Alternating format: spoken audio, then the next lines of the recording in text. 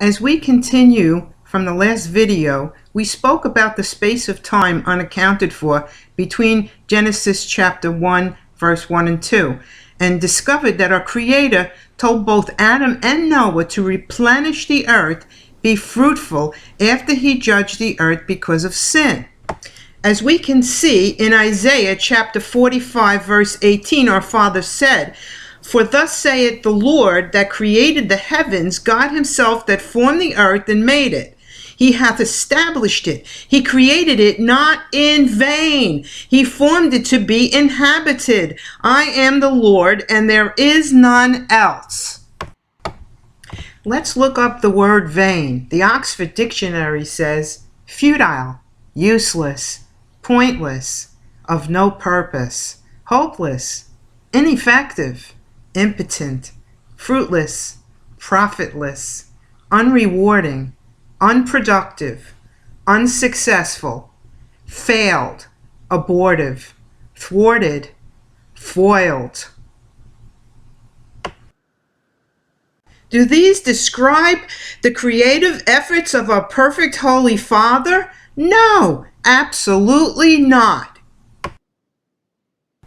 Okay, so now we see that our Father does not create aimlessly and without purpose. Further evidence that the void, dark, water-covered world in between the original created earth and the newly created earth for Adam and Eve and the future generations was judged by God because of sin. We can now assume that because man was not created yet, that this judgment was because Satan fell from the grace of God for being rebellious. Let's go to Ezekiel 28, verse 12, to see if we can identify Satan.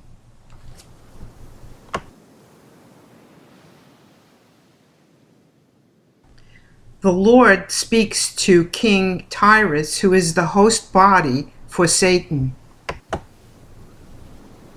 Moreover, the word of the Lord came unto me, saying, Son of man, take up a lamentation upon the king of Tyrus, and say unto him, Thus saith the Lord God, Thou sealest up the sum, full of wisdom, and perfect in beauty. Thou hast been in Eden, the garden of God. Every precious stone was thy covering, the sardius, topaz, and the diamond, the beryl, the onyx, and the jasper, the sapphire, the emerald, and the carbuncle, and gold. The workmanship of thy tabrets and of thy pipes were prepared in thee in the day thou wast created. Thou art the anointed cherub that covereth, and I have set thee so. Thou wast upon the holy mountain of God. Thou hast walked up and down in the midst of the stones of fire. Wow, was that powerfully revealing or what? Verse 13 said, Thou hast been in Eden, the garden of God. Isn't that where the serpent tempted Eve? God said that all these precious stones were his covering when he was created, but yet there's no mention in the Bible of when Satan was created. So maybe this tells us that he was created way back then, before the earth was created for Adam and Eve and future generations. Wasn't that amazing? I'm still going here. I'm reading. I'm back into Ezekiel 28. I'm going now from 14 through 17. Thou art the anointed cherub that covereth, and I have set thee so. Thou wast upon the holy mountain of God. Thou hast walked up and down in the midst of the stones of fire.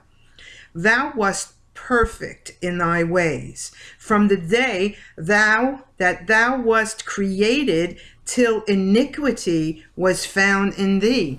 What is iniquity? Sin. By the multitude of thy merchandise they have filled the midst of thee with violence, and thou hast sinned. Therefore I will cast thee as profane out of the mountain of God, and I will destroy thee, O covering cherub, from the midst of the stones of fire. Thine heart was lifted up because of thy beauty. Thou hast corrupted thy wisdom by reason of thy brightness. I will cast thee to the ground. I will lay thee before kings that they may behold thee. And yeah, obviously, you know, the Lord God had Lucifer as the cherub that was over him, covering him. And I guess the power went to his head. He wanted to be like God.